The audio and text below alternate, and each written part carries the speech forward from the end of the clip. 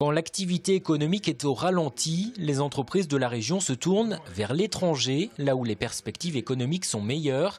L'export a permis de sauver certains secteurs en 2014, selon l'enquête réalisée par la Banque de France.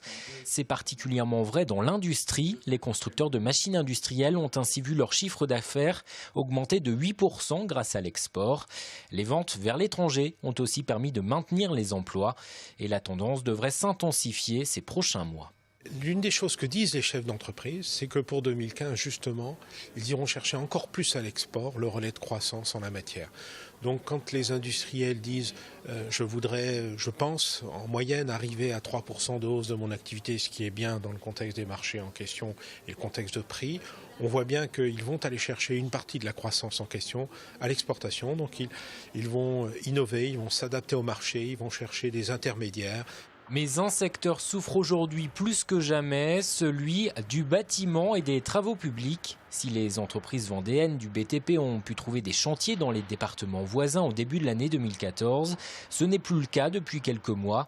La production régionale a chuté de 3% et elle devrait continuer à baisser d'1,7% en 2015. Conséquence, l'emploi dans le secteur a diminué de près de 3%. Il devrait encore baisser de 2,8% cette année. L'effet élection a amené à réviser un certain nombre de projets selon les changements qui ont eu lieu et à prendre des dispositions. Par ailleurs, les particuliers ont clairement de moins en moins souhaité accéder à de l'immobilier et ont de plus en plus de difficultés à faire des travaux de réparation, d'adaptation et autres. Dans les secteurs des services aux entreprises, des transports, 2015 s'annonce mieux, avec des perspectives de croissance allant de 2 à 5%. Les entreprises de l'information, de la communication et les transporteurs routiers sont d'ailleurs les seuls à prévoir des recrutements cette année, avec une hausse d'1 à 4% de leurs effectifs.